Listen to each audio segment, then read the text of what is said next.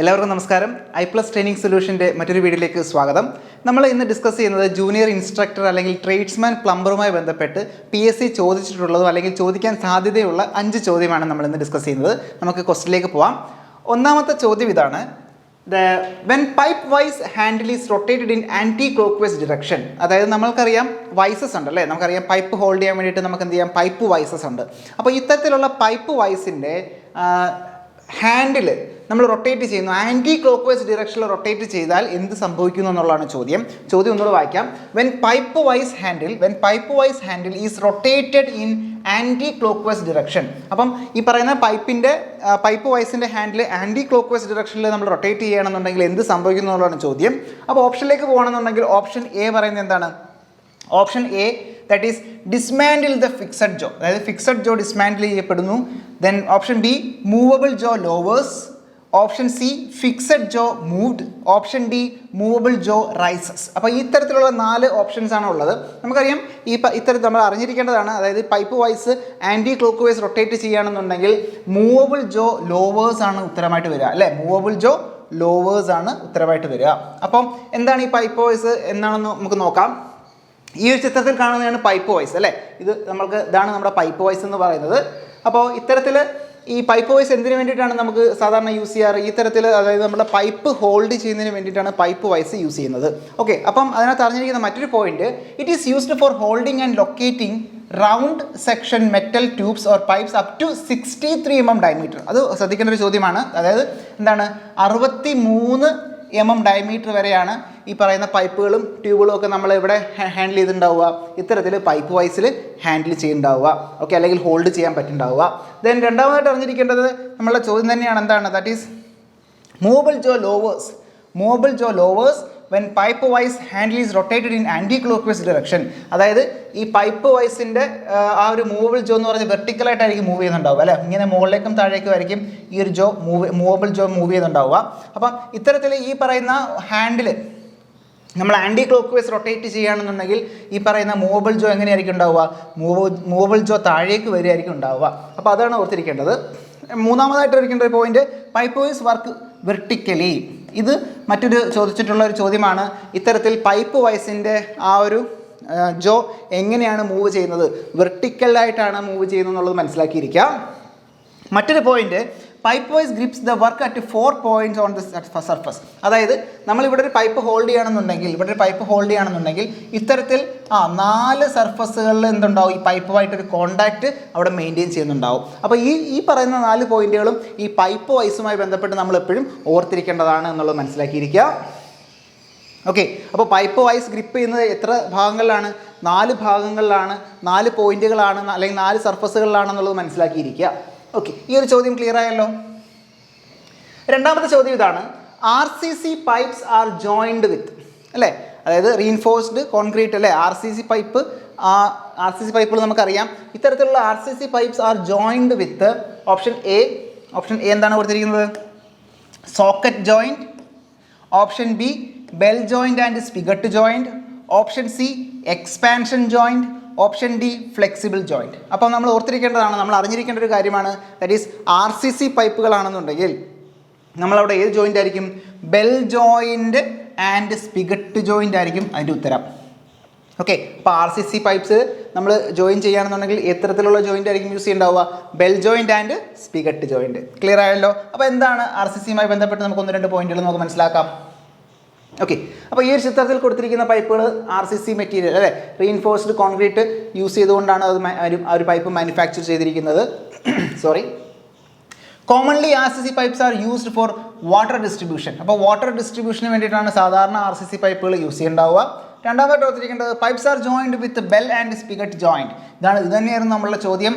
അതായത് ഈ പറഞ്ഞ RCC പൈപ്പുകളിൽ യൂസ് ചെയ്യുന്ന ജോയിൻറ്റ് ഏതാണ്? That is bell and spigot joint ആണ്. Okay, the diameter of the precast pipe up to that is 1500 mm അല്ലേ, എത്രയാണ്? മാക്സിമം ഒരു 1500 mm വരെ ആയിരിക്കും അതിൻ്റെ ഡയമീറ്റർ വരിക അല്ലേ. 1500 mm അല്ലെങ്കിൽ 150 cm ആണ് അതിൻ്റെ മാക്സിമം ഡയമീറ്റർ വരിക എന്നുള്ളത് മനസ്സിലാക്കിയിരിക്കാം.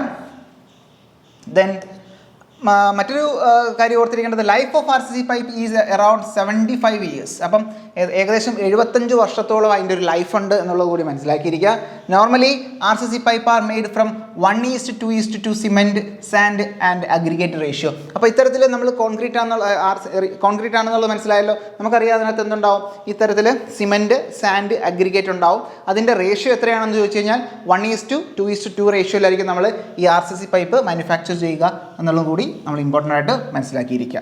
ഓക്കെ, അപ്പം ഈ പറയുന്ന RCC പൈപ്പുമായി ബന്ധപ്പെട്ട് നിങ്ങൾ ക്ലിയർ ആയെന്ന് വിചാരിക്കുന്നു. ഓക്കെ, അടുത്ത ചോദ്യത്തിലേക്ക് പോവാം.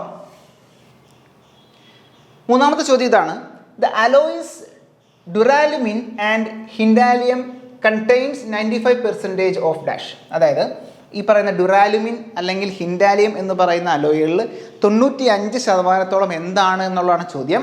Option A zinc, option B aluminium, option C lead, option D copper.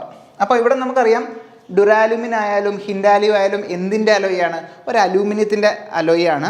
അപ്പം നമുക്ക് ഓപ്ഷൻ ബി തന്നെ ഉത്തരമായിട്ട് വരും. ദാറ്റ് ഈസ് അലൂമിനിയമാണ് അവിടെ ഉത്തരമായിട്ട് വരിക, അല്ലെ? അലൂമിനിയമാണ് അവിടെ ഉത്തരമായിട്ട് വരിക. That is the alloy duralumin and hindalium contains 95% of aluminium.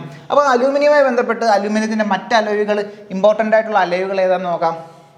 അപ്പോൾ ഒന്നാമതായിട്ട് നമ്മുടെ ഡുറാലുമിൻ തന്നെയാണ്. ഡുറാലുമിൻ എന്ന് പറയുന്നത് അലൂമിനിയത്തിൻ്റെ ഒരു അലോയാണ്. അതിനകത്ത് ഏകദേശം 94-95% എറൗണ്ട് നമുക്കൊരു പെർസെൻറ്റേജ് അലൂമിനിയം നമുക്ക് അതിനകത്ത് മെയിൻറ്റെയിൻ ചെയ്തിട്ടുണ്ടാവും. അപ്പോൾ അലൂമിനിയം മാത്രമല്ല, അലോയി അല്ലേ. അപ്പം അലൂമിനിയം, കോപ്പർ, മഗ്നീഷ്യം, മാംഗനീസ്, അതുപോലെ തന്നെ ടിന്ന്, ദെൻ അയൺ. അപ്പോൾ അത്തരത്തിലുള്ള സിലിക്കൺ, അയൺ, അത്തരത്തിലുള്ള മെറ്റീരിയലൊക്കെ നമ്മൾ അതിനകത്ത് ആഡ് ചെയ്തിട്ടുണ്ടാവും. Then aldural or alclad. ഇപ്പോൾ രണ്ടാമതായിട്ടുള്ള ഒരു മെറ്റീരിയലാണ് അൽഡുറാൽ അല്ലെങ്കിൽ അൽക്ലാഡ് എന്ന് പറയും. അൽഡുറാൽ അല്ലെങ്കിൽ അൽക്ലാഡ്. ഓക്കെ, അൽഡുറാൽ എന്ന് പറഞ്ഞാൽ ഈ പറയുന്ന ഡുറാലുമിനകത്ത് തന്നെ നമ്മൾ എന്ത് ചെയ്യും, ഒരു പ്യുവർ അലൂമിനിയത്തിൻ്റെ ഒരു കോട്ടിങ് കൂടെ കൊടുക്കും. അപ്പം ഈ ഡുറാലുമിനകത്ത് പ്യുവർ അലൂമിനിയത്തിൻ്റെ കോട്ടിങ് കൊടുക്കുന്ന ആ ഒരു അലോയെ വിളിക്കുന്ന പേരാണെന്ത്? അൽക്ലാഡ് അല്ലെങ്കിൽ അൽഡുറാൽ എന്ന് പറയുന്നത്. മറ്റൊരു അലോയാണ് അലൂമിനിയം ബ്രോൺസ്. അതിനകത്ത് 10-25% അലൂമിനിയം, 90-78% കോപ്പർ ആയിരിക്കും. ദെൻ നാലാമതായിട്ടുള്ള ഒരു അലോയാണ് വൈ അലോയ് എന്ന് പറയുന്നത്. 92.5% aluminium, 4% copper, 2% nickel, then 1.5% magnesium. അപ്പോൾ ഇത്തരത്തിലുള്ള ഈ 4 അലോയും കൂടി അലൂമിനിയത്തിൻ്റെ ആണ് എന്നുള്ളത് കൃത്യമായിട്ട് നമ്മളൊന്ന് മനസ്സിലാക്കിയിരിക്കുക. അതോടൊപ്പം തന്നെ അൽഡുറാൽ അല്ലെങ്കിൽ അൽക്കല എന്ന് പറയുമ്പം ഈ പറയുന്ന ഡുറാലുമിനകത്ത് പ്യുവർ കോട്ടിംഗ് ഓഫ് അലൂമിനിയം കൊടുത്തിരിക്കുന്ന ഒരു മെറ്റലാണ് എന്നുള്ളത് കൂടി മനസ്സിലാക്കിയിരിക്കുക. ഓക്കെ, ക്ലിയർ ആയെന്ന് വിചാരിക്കുന്നു ഈ ഒരു ചോദ്യം. അടുത്ത ചോദ്യത്തിലേക്ക് പോവാം. A slight convexity is given the cutting edge of flat chisel is to. നമുക്ക് സാധാരണ അറിയാം, ഈ ചിസലിൻ്റെയൊക്കെ ഒരു കട്ടിംഗ് എഡ്ജിൽ നമ്മൾ എന്ത് ചെയ്യും, ഒരു കോൺവെക്സിറ്റി, വളരെ ചെറിയൊരു കോൺവെക്സിറ്റി കൊടുക്കാറുണ്ട്. അത് എന്തിനു വേണ്ടിയിട്ടാണെന്നുള്ളതാണ് ചോദ്യം. അപ്പോൾ നമ്മൾക്ക് ഓപ്ഷനായിട്ട് കൊടുത്തിരിക്കുന്നത് കട്ട് കർവ്ഡ് സർഫസസ്. ഈ പറഞ്ഞ കർവ്ഡ് സർഫസ് കട്ട് ചെയ്യാൻ വേണ്ടിയിട്ടാണ് എന്നുള്ളതാണ് പറയുന്നത്. Option B prevent digging of the end, option C cut keyway on shaft, option D cut sharp corners. അപ്പോൾ ഇവിടെ നമുക്കറിയാം ഇത്തരത്തിലൊരു ചെറിയ ഒരു സ്ലൈറ്റ് കോൺവെക്സിറ്റി എവിടെ കൊടുക്കുന്നു, ഇത്തരത്തിൽ ചിസൽസിൻ്റെ ഒക്കെ കട്ടിങ് എഡ്ജിൽ കൊടുക്കുന്നത് എന്തിനു വേണ്ടിയിട്ടാണ്? അത്തരത്തിൽ ഈ പറഞ്ഞ എൻഡ് വന്നിട്ട് അല്ലേ, നമ്മുടെ എൻഡ്സ് ഒക്കെ ഡിഗ് ചെയ്ത് പോകാതിരിക്കാൻ വേണ്ടിയിട്ടാണ് നമ്മളതിന് അങ്ങനെ ഒരു കോൺവെക്സിറ്റി നമ്മൾ കൊടുക്കുന്നത് എന്നുള്ളത് മനസ്സിലാക്കിയിരിക്കുക. അതുകൊണ്ട് തന്നെ നമ്മുടെ ഇവിടുത്തെ ഉത്തരമായി വരുന്നത് എന്ത് തന്നെയാണ്? That is prevent digging of the end അല്ലേ. അപ്പോൾ ഓപ്ഷൻ ബി തന്നെയാണ് നമ്മളുടെ ഉത്തരം എന്ന് പറയുന്നത്. അപ്പോൾ ഇതുമായി ബന്ധപ്പെട്ട് നമുക്കൊരു ടൈമുണ്ട് ക്രൗണിങ് എന്ന് പറയുന്നത് അല്ലേ. ക്രൗണിങ് നമ്മൾ പഠിച്ചിട്ടുണ്ട് ക്രൗണിങ്. അപ്പോൾ a slight curvature is ground called crowning. അപ്പോൾ ഒരു കർവേച്ചർ അല്ലേ, ഈ കട്ടിങ് എഡ്ജിൽ ഒരു ചെറിയൊരു കർവേച്ചർ ഗ്രൗണ്ട്, അതായത് ഗ്രൈൻഡ് ചെയ്തെടുക്കുക അല്ലേ, ഗ്രൈൻഡ് ചെയ്തെടുക്കുന്നതിനെ നമ്മൾ വിളിക്കുന്ന പേരാണ് ക്രൗണിങ് എന്ന് പറയുന്നത്. അപ്പോൾ ഈ ക്രൗണിങ്ങും എന്ത് തന്നെയാണ്? ഇത്തരത്തിൽ ഡിഗിങ് ഓഫ് കോർണേഴ്സ് ഒഴിവാക്കാൻ വേണ്ടിയിട്ടാണ് ഈ ക്രൗണിങ്ങും നമ്മൾ ചെയ്യുന്നതെന്ന് നമ്മൾ കൂടി മനസ്സിലാക്കിയിരിക്കാം. Crowning allows the chisel to move freely along a straight line while chipping. ഇത്തരത്തിൽ നമ്മൾ ചിസൽസ് ചിപ്പ് ചെയ്ത് പോകുന്ന സമയത്ത് ഒരു സ്ട്രെയിറ്റ് ലൈനായിട്ട് ചിപ്പ് ചെയ്ത് പോകാൻ വേണ്ടിയിട്ട്, അല്ലെങ്കിൽ സ്ട്രെയിറ്റ് ആയിട്ട് ചിപ്പ് ചെയ്ത് പോകാൻ വേണ്ടിയിട്ട് സഹായിക്കുന്നത് എന്ത് തന്നെയാണ്?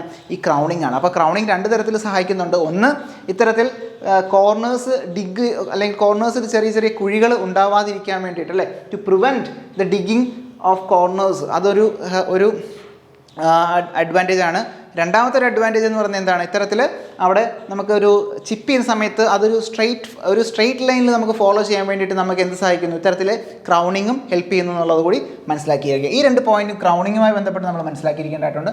5ാമത്തെ ചോദ്യം ഡയറക്റ്റ് ചോദ്യമാണ്, that is melting point of tin എന്ന് പറയുന്നത് അല്ലേ. നമുക്കറിയാം ഈ മെറ്റൽസ് പഠിച്ചപ്പോൾ നമ്മൾ ഇമ്പോർട്ടൻ്റ് ആയിട്ട് പഠിച്ചാണ് കുറേ മെറ്റൽസിൻ്റെ മെൽറ്റിംഗ് പോയിന്റ്. സാധാരണ നമ്മൾ PSC ചോദിച്ച് കണ്ടുവന്നിട്ടുള്ള കുറേ മെറ്റൽസിൻ്റെ നമ്മൾ പഠിച്ചു കഴിഞ്ഞിരുന്നു. അപ്പോൾ അതുമായി ബന്ധപ്പെട്ടൊരു ചോദ്യമാണ് ടിൻ എന്ന് പറയുന്ന മെറ്റലിൻ്റെ മെൽറ്റിംഗ് പോയിന്റ് എത്രയാണെന്നുള്ളതാണ് ചോദ്യം. ഓക്കെ, നമുക്കറിയാം ടിൻ്റെ മെൽറ്റിംഗ് പോയിന്റ് എത്രയാണ്, 232 എന്നുള്ളത് മനസ്സിലാക്കിയിരിക്കുക അല്ലേ, 232. അപ്പോൾ അതാണ് നമ്മളുടെ ഉത്തരമായി വരിക. അപ്പോൾ ബാക്കിയുള്ള തന്നിരിക്കുന്ന ഓരോ ഡിഗ്രി സെൽഷ്യസും നമ്മളുടെ ഓരോരോ മെറ്റൽസിൻ്റെ തന്നെ മെൽറ്റിംഗ് പോയിന്റ് തന്നെയാണ്. ഫോർ എക്സാമ്പിൾ സിങ്ക് ആണ് ഈ 420 എന്ന് പറയുന്നത്, ലെഡാണ് 327 എന്ന് പറയുന്നത്. സോ അത്തരത്തിൽ ഈ പറയുന്ന തന്നിരിക്കുന്ന ഓരോ ഓപ്ഷൻസും ഓരോ മെറ്റൽസിൻ്റെ മെൽറ്റിംഗ് പോയിന്റ് തന്നെയാണ്. ഇമ്പോർട്ടൻ്റ് ആയിട്ട് നമുക്ക് അറിഞ്ഞിരിക്കേണ്ട, അറ്റ്ലീസ്റ്റ് നമുക്ക് അറിഞ്ഞിരിക്കേണ്ട ഇമ്പോർട്ടൻ്റ് ആയിട്ടുള്ള കുറച്ച് മെറ്റൽസിൻ്റെയും അതിൻ്റെ മെൽറ്റിംഗ് പോയിന്റുമാണ് ഇവിടെ കൊടുത്തിട്ടുള്ളത്. ഫോർ എക്സാമ്പിൾ ഇവിടെ ടിന്ന് എന്ന് പറയുന്നത് 232 എന്നുള്ളത് നമുക്ക് നമ്മളുടെ ചോദ്യം തന്നെ അത് തന്നെയാണ്, എന്ത് 232. സോ അത് നമുക്ക് കിട്ടിക്കഴിഞ്ഞു. ലെഡ് 327, സിങ്ക് 420, മഗ്നീഷ്യം 651, അലൂമിനിയം വളരെ ഇമ്പോർട്ടൻ്റ് ആണ്. അലൂമിനിയം ദാറ്റ് ഈസ് ഒന്നെങ്കിൽ 660 അല്ലെങ്കിൽ 659 എന്നും കാണാറുണ്ട്, രണ്ടും വരാറുണ്ട് പരീക്ഷയ്ക്ക്. ദെൻ മറ്റൊരു ഇമ്പോർട്ടൻ്റ് ആയിട്ടുള്ള നമ്മളുടെ ഗോൾഡ് 1064, കോപ്പർ സാധാരണ ചോദിച്ചു കണ്ടുവരുന്നതാണ് 1083 അല്ലേ, 1083 കോപ്പർ, ഗോൾഡ് 1064 ഓർത്തിരിക്കാം. ദെൻ മറ്റൊരു ഓർത്തിരിക്കേണ്ടതെന്ന് വെച്ചാൽ കൊബാൾട്ട് ചോദിച്ചിട്ടുണ്ട്. കൊബാൾട്ട് ദാറ്റ് ഈസ് 1495 എന്നുള്ളതാണ് കൊബാൾട്ട് എന്നുള്ളത്. ദെൻ ഇത്തരം മെയിനായിട്ട് കാസ്റ്റ് അയൺ 1150. സോ ഇത്തരത്തിലുള്ള ഒരു ഐഡിയ നമുക്ക് ഈ പറയുന്ന മെൽറ്റിംഗ് പോയിന്റുമായി ബന്ധപ്പെട്ട് നമുക്ക് വേണം, അത് നന്നായിട്ട് പഠിക്കുക. ഓക്കെ, ഈ ഒരു 5 ചോദ്യം നിങ്ങൾക്ക് ക്ലിയർ ആയെന്ന് വിചാരിക്കുന്നു. ഓക്കെ, അപ്പോൾ അടുത്ത വീഡിയോയിൽ അടുത്ത ഒരു 5 ചോദ്യമായി ഞാൻ വരാം. ഓക്കെ, അതുവരെ എല്ലാവർക്കും നമസ്കാരം.